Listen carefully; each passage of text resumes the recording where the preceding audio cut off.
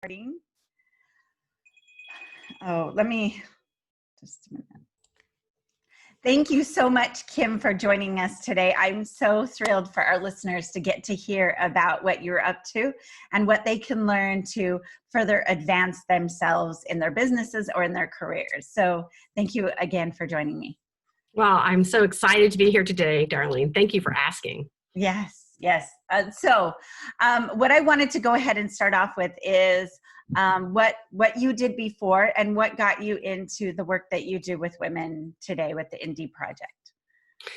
Yeah, so I think it's kind of an interesting career. I'm going to go way back to high school, and I loved math and computers. And you know how crazy it was in the 80s to have a girl who likes math and computers. But I did math competitions, and I worked at the local junior college at the data processing center, and I made those goofy cards for my family with the old punch cards, the old IBM punch cards. And so somebody said, well, you should go to MIT. And I was like, what? Massachusetts Institute of Technology, where all those, brainiacs are at? What do you mean I can go there? And so I said, well, okay, I'll give a shot, right? Tried, nothing gained. So I applied and I got in, and I scurried up to Massachusetts from Florida, and I had my 4 suitcases, and I landed on the doorstep at MIT, and this really nice guy says, oh, okay, well, we'll get these guys to carry your stuff, and we'll take you over here, and we'll get you set up. And I got into my suite, and I learned I was going to live with 5 guys and 1 woman. And all of a sudden it hit me, like, I knew the ratio was 10-1, but I had never done the math to think that meant that I'd have to be surrounded by 20 men before I saw another woman. And so you can imagine, I was like, whoa, wait, right? So I go to my first big class, which is calculus, which thank God I took the pre-version at the community college because I don't know. And I walk in this room, there's 350 people. And so if you do the math, that's like about 30 women scattered over this giant hall. So I was like, okay, I'm going to pick this spot sort of near the back where I won't stand out, not all the way in the back, but like on an aisle so that, like, if it gets kind of bad, I'm out of here. And I am definitely never going to ask a question, because if I ask a question, everybody will know that they made a mistake and I was not supposed to be admitted. Imposter syndrome. Right there, right? I think we all have it. And so I realized, well, I had it for sure. So I thought, here's what to do. I'm gonna put my head down. I'm gonna work really hard. I'm not gonna say anything. I'm gonna get out of here. I'm gonna get rewarded. I'll do the next thing. And that worked. I got my first job, and on my first job, it was 10 men in a consulting firm and me again. I was like, wait a minute, did I not learn? But I had my plan, and my plan was to work hard, put my head down, not be the squeaky wheel. And that kind of worked. But if you dial forward, I've now had a corporate career. I'm a professor.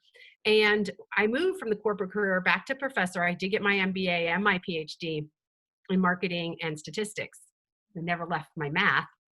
And as I started teaching, I put my head down again. I worked really hard. And then one day I read Sheryl Sandberg's Lean In. And I thought, I have been one of those women. I have been successful. I have been promoted a lot. And then I realized I wasn't promoted as much as I should have been. So yes, it was a lot, and it was a lot of me scrapping it out. And I wasn't bringing anybody along with me. And so here I went to MIT to change the world and set the world on fire and craft a path through all these men. And at 50, I had to recognize I had accomplished nothing for women. It was sobering. And I said, time to pick my head up. And so I asked for there to be a specific position at the university, the business school, aimed at women's initiatives. And then my dean asked me to be the person who did that. You asked for it, you get it. I know. I was like, I think it should be a guy that does this. Right? And this was all happening right around the time that some people were saying, some remarks about, just grab them by the what. And I was like, no way do I want to land in a leadership for women's initiatives in this time frame. But he said, but you have to practice what you preach. If you want us to have women leaders, then you have to step up and be the woman leader. And I was like, well, you got me there. So I started talking to different women's groups to see, like, we have women in manufacturing, women in SAS, women, Healthcare Business Women's Association, women in finance, each of the disciplines had their kind of own women's group. So I was trying to figure out, well, what was missing?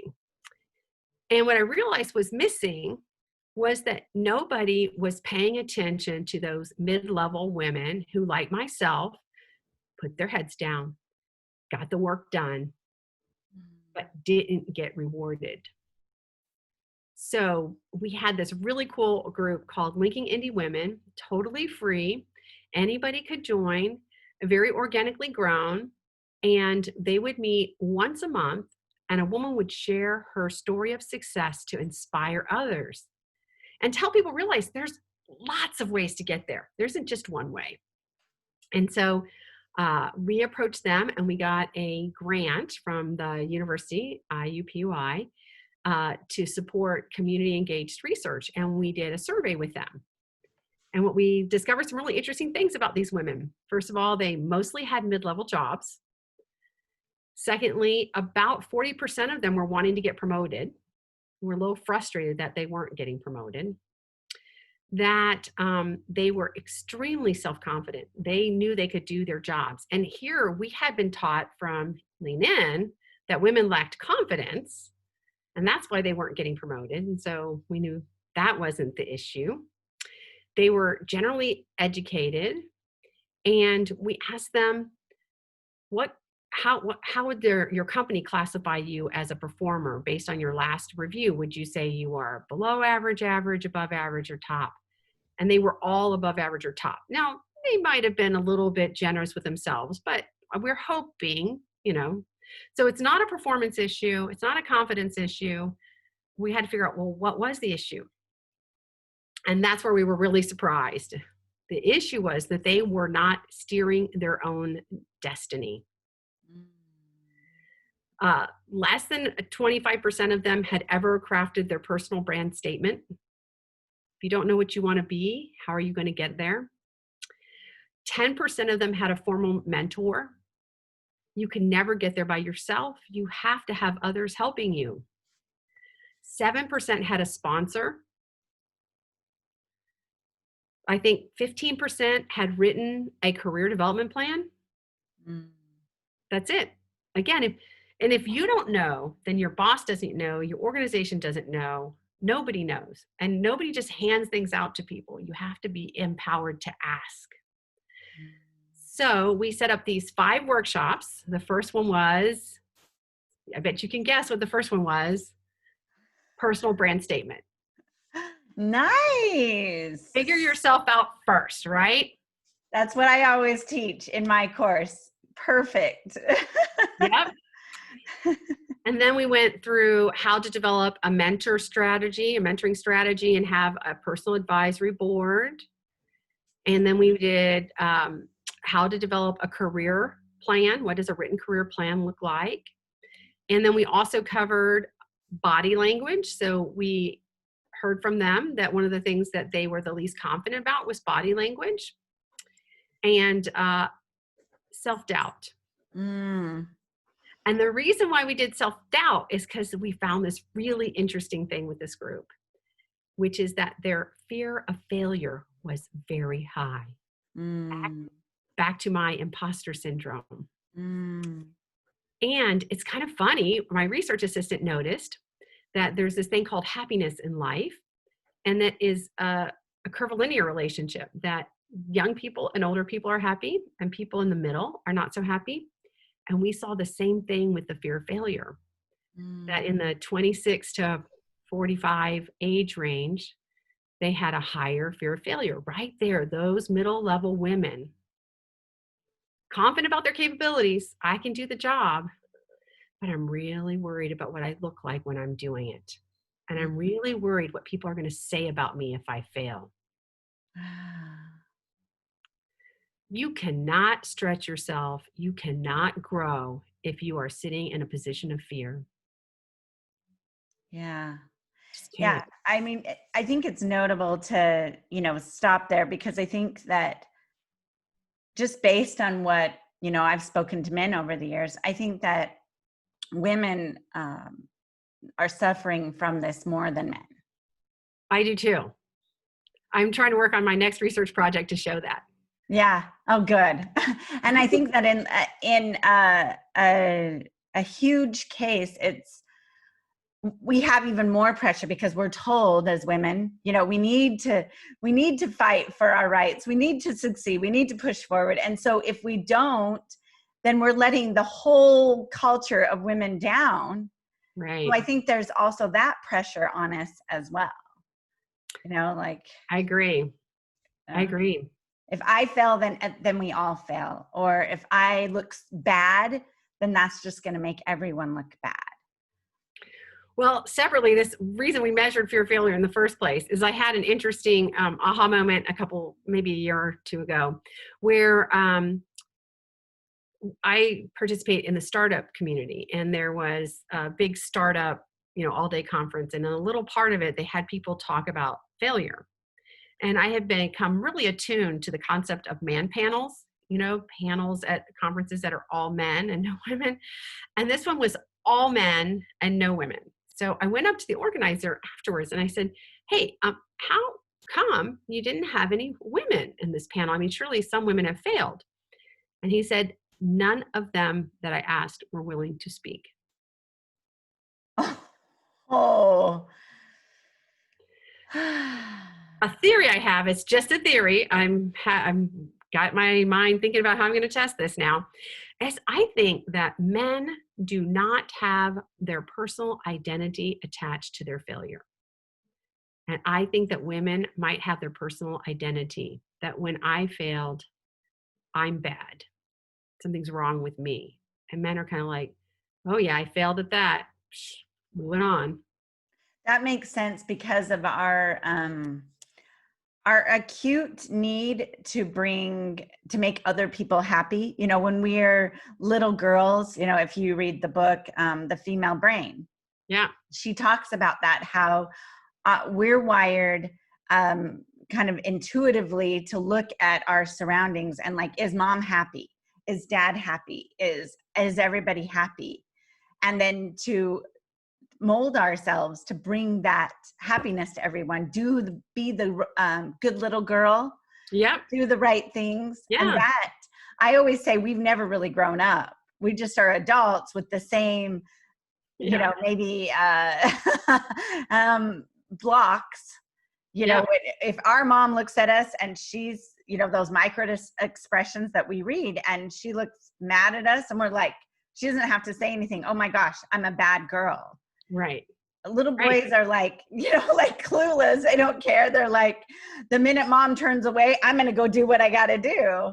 And so I think that for them, you're right. I don't think it's as tied to who they are as a person and who they are as a community, because women are always like, please everyone. If I fail, oh my gosh, what's going to happen? Yeah. So I started talking to some men and women about their examples of failure, and so like one of the guys I talked to is like, well, I went up for this job and I was in the final 3 and I didn't get it. So I failed. It was like, I thought, well, that wasn't inside your control. Like I think about failure when it's something inside my control. Yeah. Right. Yeah. But if you're the kind of woman who tries to please everybody, then you also do think that there are a lot of things inside your control, and you've given up your control to others. Like, does so-and-so have something to drink? Is your plate warm? Is your, there's like so many ways where we're really letting other people kind of dictate how we view our success. Yeah. And how we view ourselves. Yeah. which is tied to our success. It's like that thing where I remember when my partner and I were first together, he said,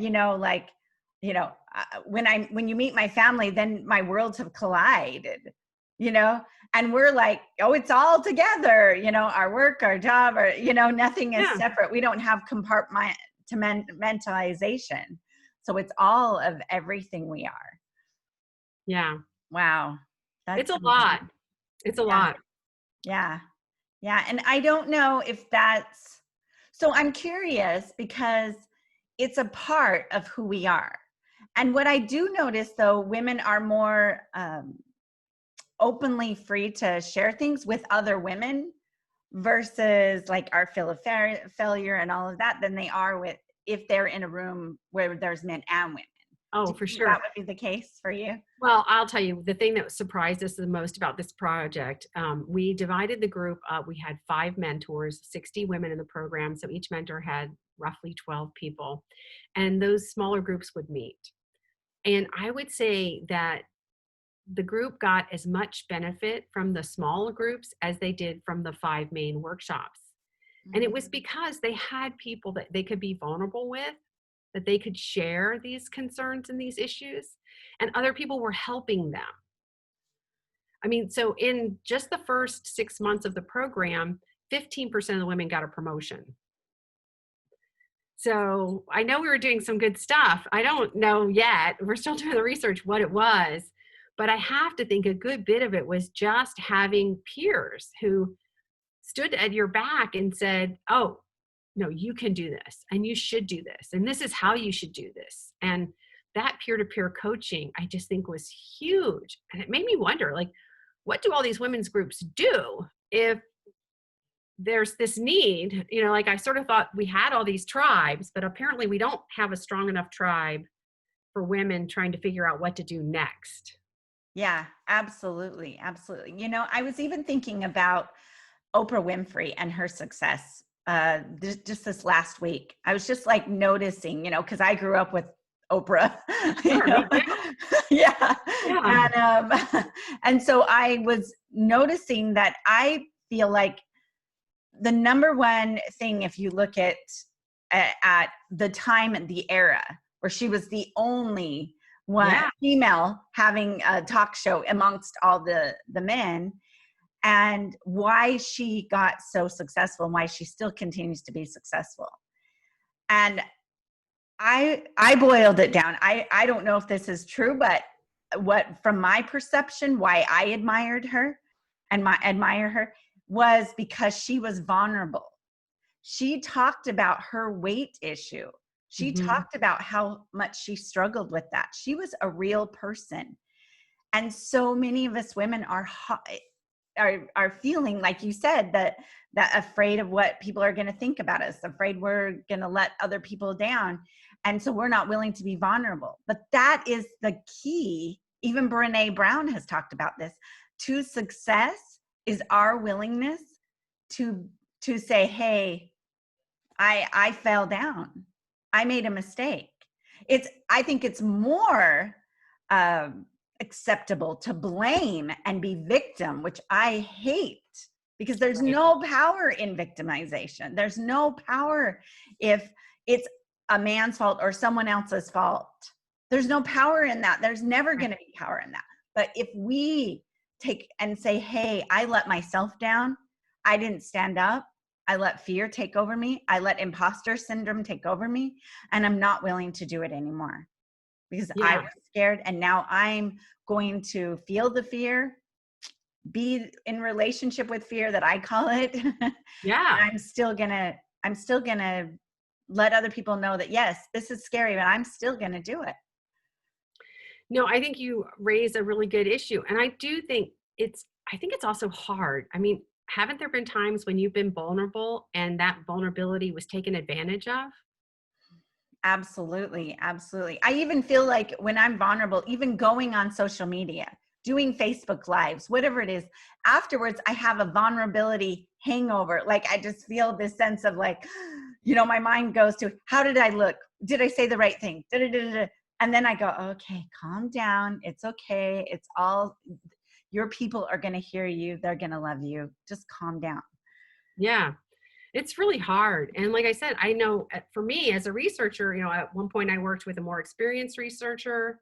His man, alphabetically, his name was earlier than mine. Of course, I'm S, so it was a lot of names earlier than mine. And we agreed to co-author a paper in alphabetical order. And then I proceeded to do all of the work. Mm. And I was vulnerable because I went to him and said, I want to learn from you. I want you to teach me how to do this. I want to be successful. But then if I do all the work and he gets to retain the lead author, and actually the editor came to us and said, we think you should change the authorship order. We think that Kim should be the lead on this. And he actually had the email where we agreed to do it in alphabetic order. And he sent it back to the editor and they kept it in alphabetic order. Wow. Yeah. And do you think that not speaking up for ourselves also, I think there's like two things that I'm seeing, and I would love to know what your take is on this, is boundaries and speaking up. Because men will do those things. Right. I have worked really hard in the last 2 years to set some boundaries and say, these are my priorities. I'm not going to do these kinds of things. It is really hard to say no. It is really hard to say no. But one of the things I have, I think, done a better job of is I'm usually willing to meet with anyone. I mean, I'm a professor, and so I want to hear how I can help people and connect things and all those. But I have been better at saying, this is the day of the week that I do this. This is the day of the week. Because before I was like driving here, there, whatever, trying to help everybody and make everybody happy. And now I'm like, this is the time frame. So it was really hard for me. But once I did it the first time, I realized, hey, people adjust. And if that means it's not going to happen for a couple of weeks, often things can wait a couple of weeks. That's okay. But it took me like 10 years to figure out how to do that. Yeah, it's that it goes back to that pleasing thing, like that survival. I talk about it like the Alison Armstrong talks about this too. The animal in us, we were a part of tribes. We Right. needed to be accepted by the tribe, or else we would be outcast and we wouldn't be able to survive. We wouldn't be saved from the tiger. Right. So we need to like look at that and notice it. Okay, why am I doing this? Am I doing it to be saved from the tiger? Do I need to be saved from the tiger? Right. Can I save myself from the tiger? I don't meet that many tigers in my average week. I mean, there are some wolves out there, but yeah. Or bears, lions, and tigers and bears. Oh my! But it does feel like there's like a sense of urgency that somebody else has created. And so we have to like rally and, but really, do we? I mean, can we be more paced about it? Can we do it at our own pace and get to the same outcome?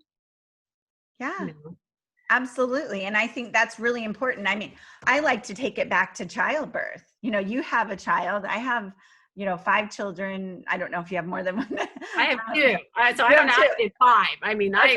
I stopped when I ran out of hands. Okay? Hey, come on. You were about numbers. No, I was like, this is too hard. I have 2 hands. That's it. I'm not an octopus.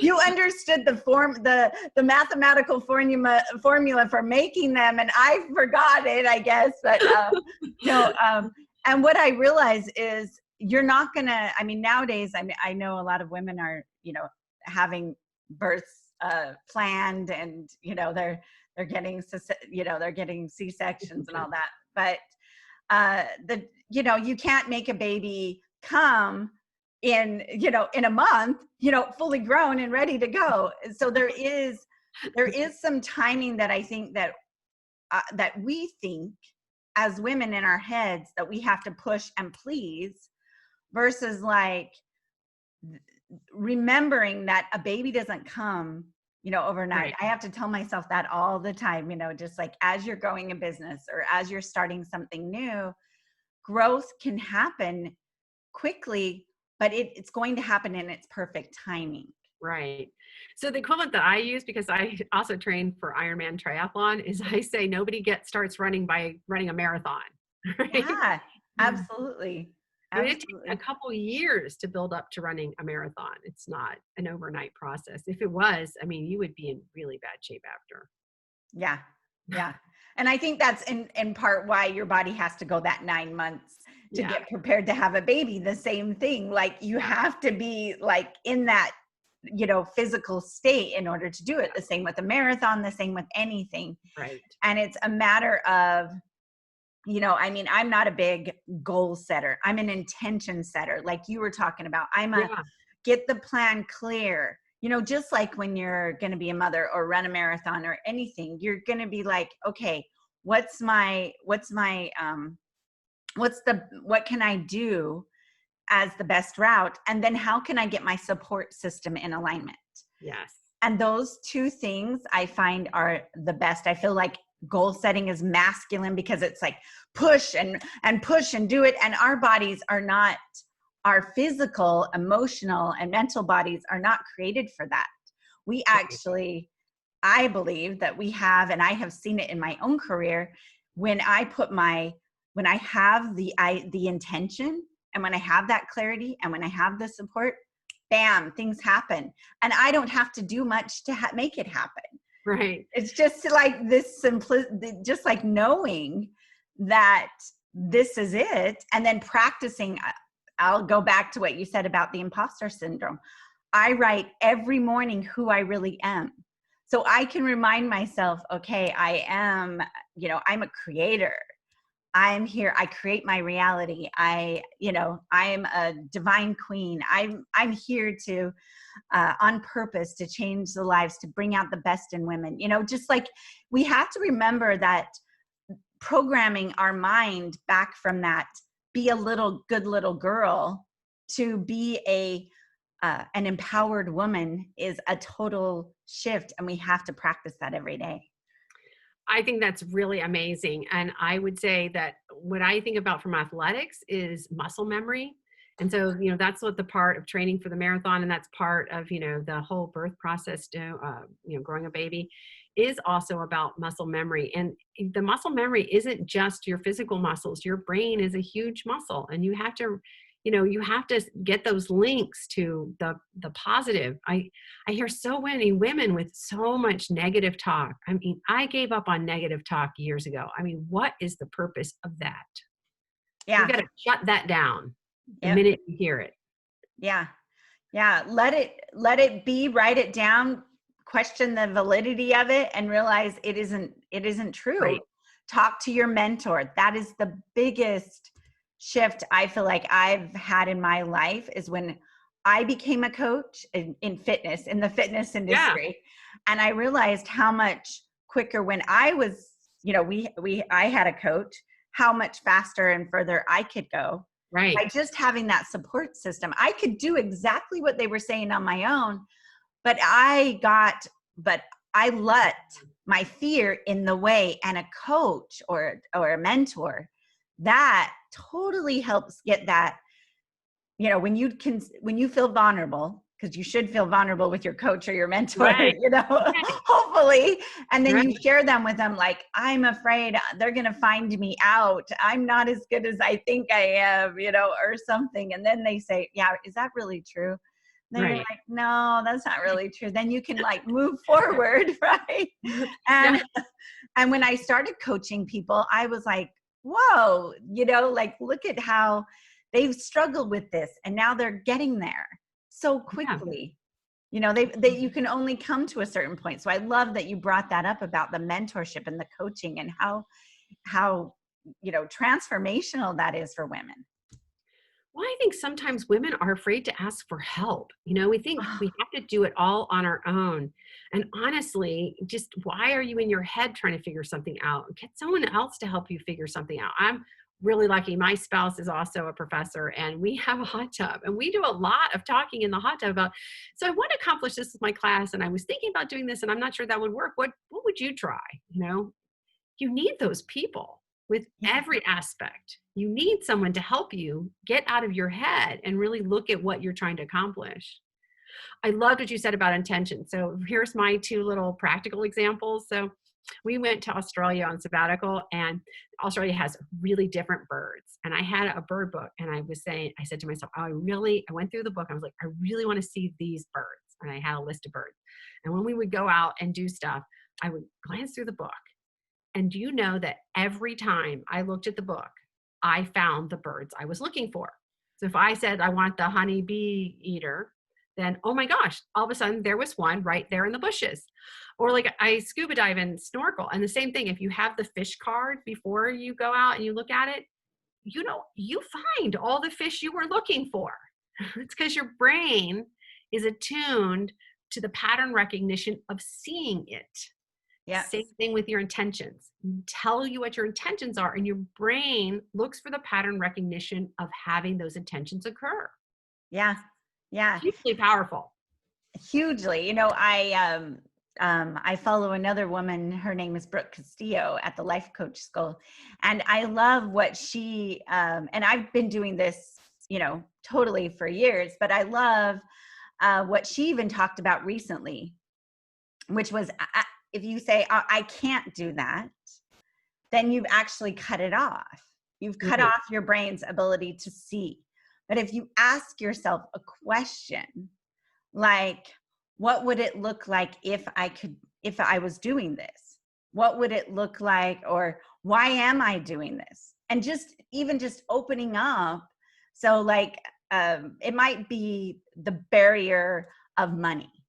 I always say women have the biggest barriers of money because of the fear of asking for it.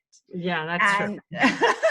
And so I say, okay, well, what would it look like if I was making over $100,000? I always say the 100,000, I think, is the first marker. Right. It's like the 100,000, 500,000, and 1 million, right? And then we can go up from there. But that first 100,000 seems to be sometimes a struggle for some women. So I'm like, well, what would it look like if you were making that money? And why does $100,000 easily flow into your world? Just start dreaming bigger through your questions. And then all of a sudden you've just set that in. And then I do that all the time. Like I put, why is this? And I put sticky notes around. Then it starts to, like you said, with the intention of the bird.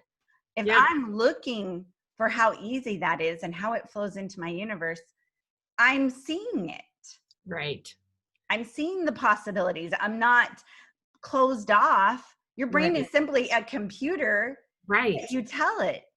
And your emotion, I'm wondering, like, I think that also there's emotional memory. Oh, sure. We can get tied into our emotions. Feeling your emotions is perfect. In fact, we need to do that. But letting your emotions control you, that's where, that's where we have to make that shift to like. It's really hard. And especially right now. Oh my gosh. I mean, I think that we should call up the store and send 2020 back because we need a refund. Love that. I mean, wow. The pandemic, the extra work on women to deal with the pandemic. And now we've got the rioting. I mean, I was only just beginning to feel like a sense of calm. Yeah. Yeah.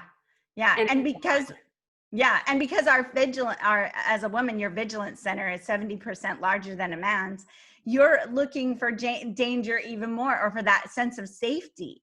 Yeah. And everything has been just, like, I think more than the pandemic, I never watched the news, but I was like, okay, I live in Brentwood, California, and they're targeting the wealthier areas. I was concerned to go out yesterday, just go to the grocery store. And I was like, oh my gosh, I don't think I've ever felt this sense of fear. Yeah. So one day early on in the pandemic, I went for a run just in my neighborhood. I wanted to return the red box. It's like 2 miles away. I was just going to get a little quick run. And it was at dusk. And oh my God, I had such a sense of fear for survival, because it was like I could feel all this stuff all around me. And I was like, I have done this before. I know this area. I mean, should I be out? It's dusk. I mean, I stacked the deck against myself, right? So I Mm, made sure I returned the next movie the same way, but earlier in the day. yeah. So get past Yeah. that. Yeah, and I think that's a good thing. I mean, just based on research, I remember Alison Armstrong. I heard her, and she had one of her conferences with men and women, and she asked the men in the room to raise their hand if in the last year they had been afraid for their life. Yeah. And it was a couple of men in the audience that raised their hand. And then she said, women, raise your hand if feel like you have felt fear for your life in the last year. And every single woman raised their hand. Right. And then she went, in the last month, every woman was raising their hand. In the last week, every woman was raising their hand. In the past 24 hours, maybe 25% lowered their hand. I think that's also something that we need to be just consciously aware that we do have a vigilance, so that when we are asking, we're afraid for our life or afraid to lose our job, asking for money. If they say no, they might be mad, and then they might not, they might fire us, or we ask for more money when I've worked with a lot of women who own their own businesses and are coaches. And, you asking for more money. If I ask for more money, they're not going to pay it. And then they're going to be, but what I have found is that women are more open to handing over their pay, their checkbook, Right. or, like we don't call it that, their card, their credit card, Right. when they feel like it can serve them to find that sense of safety, the sense of belonging, the sense of getting their dreams and goals out, their purpose. Right. I notice women are very purpose driven if they really get clear, like you said, with your intention. Or we talked about intention and getting your personal mission statement. Right. You've got to have that. So like when I did Simon Sinek's, Finding Your Why, I thought that was the most powerful thing for myself. When I said, okay, my biggest why in the world is to bring out the best in people. And my biggest audience that I love more than anything is women. Because they're just, we need each other. We need each other. And we're afraid to help leverage each other, I think. And I mean, to be fair, in the corporate world, there's been plenty of examples of queen bees who knocked down anybody who came up close to them. So, I mean, we're working from some, baggage that's got to be eliminated. And so I asked myself, I mean, I can remember when I first read Sheryl Sandberg's, I looked at some women who were, coming up in the world, and I was like, well, why aren't they getting promoted? And then I was like, slap myself upside the head. Who cares while they're getting promoted? Why don't you help them? Right? The rising tide floats all boats. Let's just cheer everybody who gets ahead and not ask ourselves why or how, and not try and put up barriers, but try and clear the road, like the curlers, like get off the ice.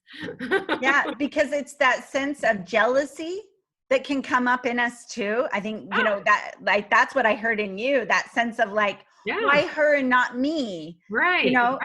And I do want to acknowledge like what you were talking about, the masculine. That's why I say, if we've had a model of business that's a very masculine model, this is how you do things. What I'm doing, and I feel like you're doing this in part, is how do women create success? Yes. We have to create that model for us, because the many women that have risen have done it in a very masculine way, which has been to rise to the top, climb over anybody you can climb over, step on anybody you can step. A lot of people that my partner was saying, he works with women in high level positions, and he was saying, sometimes they can be very mean to all, to women and men. It's just that, they think that that's how they have to do it. But in truth, we don't. And that's what we just need to create a new model of success called the feminine model of success. Yeah, and I think we are still creating that. I mean, it's Yeah. very hard. I myself have sometimes been accused of being mean, not intentional. It's just, I put up my facade, and I can even hear it in my voice. Like, I got a coach to help me because I was realizing that, like, when things are really tense or important to me, that first I put this very, you know, stolid facade on, which is in my voice. It actually sounds like I'm angry. And then as I try to relax that, it sounds like I'm going to cry, either of which is what I wanted.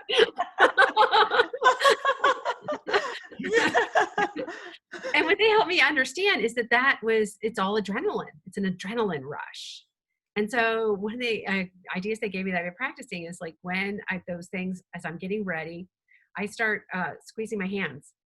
Mm-hmm. Right. And so that way I'm pulling the adrenaline out of my voice and the adrenaline out of my mind. And, then I smile, and then I sound a lot more friendly and I can ask the questions in a better way. But, yeah, I think some women, because of those ratios, because of those experiences, we feel like we have to be bulletproof and, so steady handed that, like, we wouldn't even want to be around us.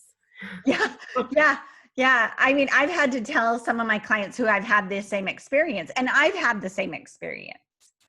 Put your hand on your heart.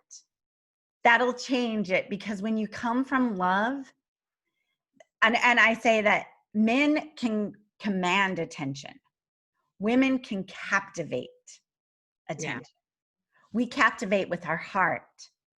We sound, like you said, mean and hurtful, and like when we try to command attention, because that just doesn't seem like that. It seems like something's wrong in the world, and Right. I've been there. I've been that woman, and so I think there's this new shift of, like, how can you show up, even if you have to take a second, turn around and just, like, put your hand on your heart.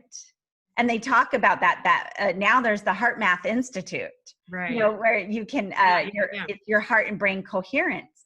Just putting your hand on the heart reminds you to stay into that love. And that is where your superpower is. Yeah. That is where all women are going to be able to captivate the world and get the things that they want versus, and even move through fear. Oh, I'm feeling fear in this moment. All of a sudden you put your hand on your heart and you're like, yeah, I can do this. Yeah. You Yeah. reconnect. So there's got to be a reconnector to who you are, not a disconnector from, like, okay, this is the model I've learned. This seems like a good framework to step into. But remember that there's a picture inside the frame. The frame is great, but until it's who you are, because, like, just the moment that I've gotten to know you, Kim, like, how amazing, like, and fun we're having, and you're still getting powerful information that women need support. They need their mission statement. They need, why are they in their purpose statement, that what drives them in order to get clarity. What we did see is that women who had a personal brand statement and a mentor and a career development plan were satisfied with their careers. They were accomplishing what they wanted to. And the Yeah. people who didn't do those are the ones who were wanting a promotion. Right. And so that, and then of course, if you want a promotion, then fear of failure is also higher. Yeah. Yeah. So So even more, you need the mentor. the more you need the mentor, and if you can't, a sponsor. I mean, those are kind of hard to to hook up and guarantee. But Yeah. the Yeah. thing is that, back to the intentions, if you start to know who you are and what you want to accomplish, and you can talk about it, and you can control your voice, you can talk about how you're going to be able to have impact on the organization is going to be better. Other people will join that parade and they'll be doing things for you don't even see. Yeah. Yeah. I personally have an opinion about why, the difference between the peaceful protests of, like, Martin Luther King Jr. and now is there wasn't really a strong leader. Yeah. And we need strong leaders. And so I'm saying, this to all the women, including, I'm always speaking to myself, of course, that if we want to lead in a peaceful and loving and powerful, empowering way. I like that this makeup that I buy, it says empowered women empower women. Oh, nice. And so if we're doing that, then we can lead from a place that is heart-centered, that is empowered, that is going to bring more abundance. I believe what I call it's feminine financial freedom. Yes. Women need to be free financially, not to have to count on anyone else. Agreed. We need to take that less than 5%. I think it might be 2% of millionaires or whatever, Right. that are female. We need to rise that. Agree. And that, because what I love that women do, when we have money, we give, we build villages, we prosper the village, we teach other women, we teach our communities. Well, just two examples of that, Tory Burch and Sarah Blakely from Spanx. They both have foundations to support other female entrepreneurs. It's just awesome. And the more we can do that, the better, we're all going to be. We have to take control of the capital side of things. Absolutely. Absolutely. I have a huge vision past the Feminine Business Academy, which is to create a company that female investors come in to help female entrepreneurs and build companies that are women led. And I also encourage women buy from other women. Right. Find out other women out there. I was telling my friend, can we start a female owned Amazon? Yeah.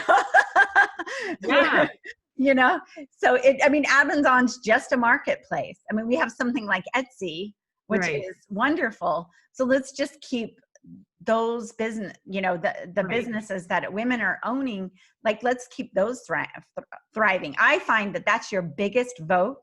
Where do you put your money and where do you put your mouth?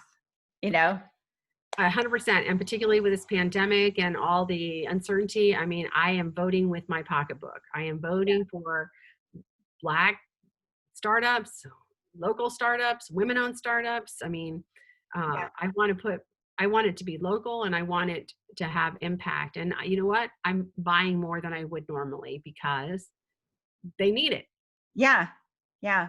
We need, those of us that have, keep investing, I invest in a mentor, and invest in yourself. That's the biggest gift beyond clothing and designer bags and shoes and getting your nails done and your hair done and your makeup done.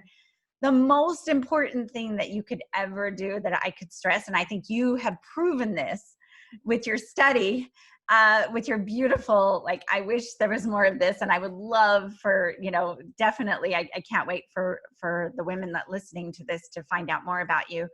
But to invest in a mentor, coach, whatever you can find, that's another woman that can give you that support. Right. And women, if you've already created a financial abundance, you've created a high level of a career, reach out and offer your coaching services. Right. Because that's the only way we're going to push to help us rise together. Yeah, so no, it's funny. My husband and I are angel investors in startups as well, and we do have a few women-owned startups in our pack. And our first payoff was a woman-owned startup, so we got 40% more back than we had put in. So it wasn't multiples 28, but I'll tell you what, we didn't lose any money, and so the others are big unknowns right now. So right now, I'm gunning for the women-owned startups. Yes, and it doesn't mean that we're pushing the men down. I also want to make that clear. Oh, yeah. I love that you have such a loving relationship with your partner. We need our men in this world too. And what they've done, is great for them, in their business and how they've done it. Now it's just time we create a feminine model of business that lets us be women without the need to compete, because Right. women rise when we are together, when we do it together. Well, one of my funny ahas as I teach in the MBA program, and one point, it was around the same time as the Sheryl Sandberg thing, I noticed that I had all males that I was mentoring. Like none of my MBA women had ever asked me to mentor them. I Mm. was like, wait a minute, this is wrong. And so I did do a little reaching out and opening the doors. And I would say that now I have as many, if not more, women that I mentor as men. But at one point in time, I had a whole cadre of men I was helping and no women. I was like, there's something wrong with this picture, because I just didn't ask for help. Yeah. And like you said, we want to try to do it on our own. No, I can do it. No, I can do it, and it'll make us look weak if we're not doing it. No, it makes you look strong, powerful, and empowered when you do reach out for support. And then tell your mentor what you did with the ideas they gave you. Not every idea is going to work, but No. if you go away, you don't ever say what happened, then they just never know. So feedback loop to your advisors. Yes. Oh my We don't gosh. need gifts. We need feedback loop. We need to know that we're working, that what we're doing is working. And that's why I would love for more women to participate in what you're doing, and to get that support, because I think that even if they're in a different state or a different country, whoever's Yeah. for this, even to reach out and maybe even form their own groups. Yeah. And So, and I don't want to take the place of efforts like Lean In. I think they have Lean In circles and things like that. I think there are a lot of really good things out there. We are now collecting the data at the end of the program to see what was really impactful. And so our idea was then that if you view this as a pilot, then we kind of know what kind of stuff to move the most forward. And um, so we'll see.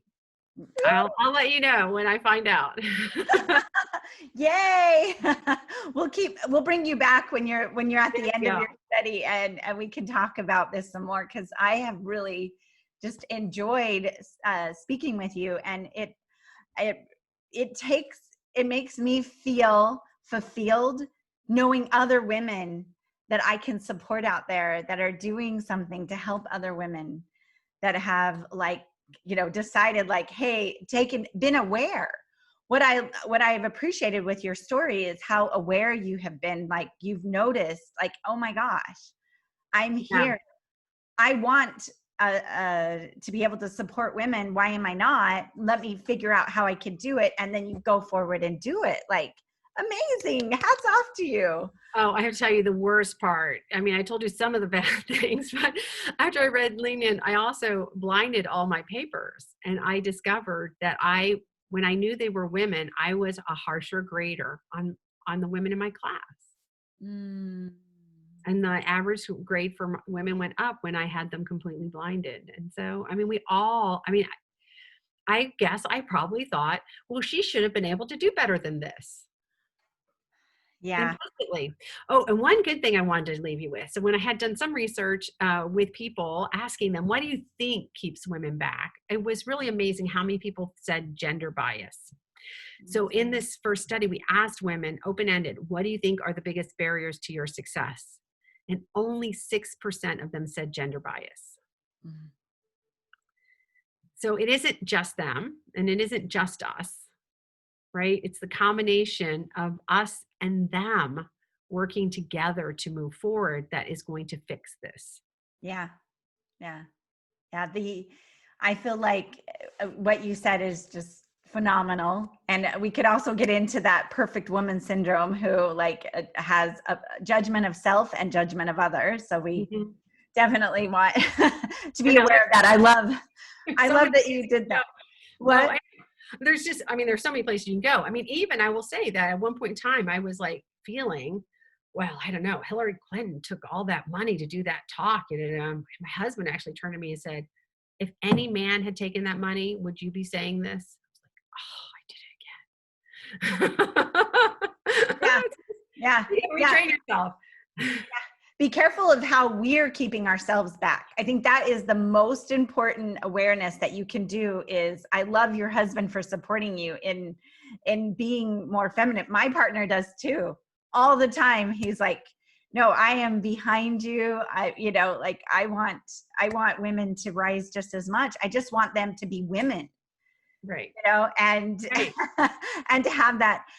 And I think that, leaving this thought of, no matter what we're looking to do for ourselves, that doing it in partnership with ourselves, with other women, and with men is going to be the most empowering and peaceful planet that we could live in. Because obviously we're seeing right now how, the only place that I'm not a person of, of color or race. Right. In some ways I'm a Heinz 57 for sure. But I think that I do understand what it's like to be, and maybe I caused some of that, to be prejudiced against from other women and from men and being held back, But then I realized, like, when I looked at it, like I contributed to that. And there's no way that, and mostly because of my fear. Yeah. More than anything. Yeah. And that's the part we can control. Yeah. We just have to, like your morning affirmations, we have to just look at that thing in the eye and say, no, I don't accept that. Yeah, absolutely. Yeah. So Kim, this was just so beautiful. And I think we could go on and on with this. Could be like a 4-hour session.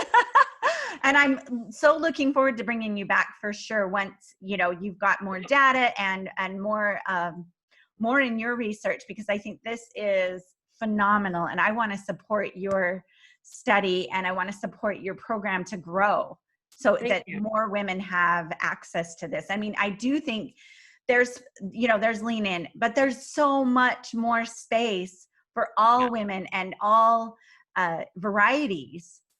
Some women might jive with, like we have friends that we're different friends with, but anything that can empower women to be more of who they really are, to shine their light, to be naturally who they are, I'm in. So tell us how we can get in touch with you and your program and learn more about you. Sure. So I am a professor at the Kelley School of Business at Indiana University, and so you can find me fairly easily. My email is mksaxton, Saxton. My first name is actually Micheline, but I go by Kim, so mksaxton @iu.edu. I promise to answer your email. All right. I'm an email addict, so I promise I will answer your email, as Darlene already knows. And she will fill you with a wealth of information. Her emails, they are beautiful. And she gives you all, just like, I love the science of you and that part of you that brought out the science part of me and the pattern recognition. And, I love it. I'm going to make sure that your information is in the show notes so that people can get in touch with you if they want, and they want to know more about a mentorship program or how they can start their own programs in their communities, because I think that is beyond,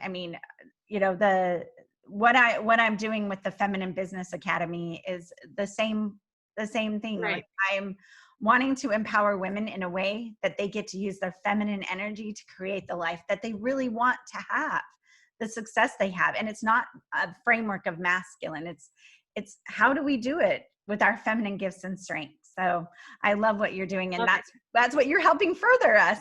So all right. Like minds. Yes. Well, thank you for sharing this hour of power with us. And please reach out to Darlene at darleneloves.com for any way that I can support you to succeed further and faster as well. As we know, mentors and coaches are one of the main keys to success. Thank you.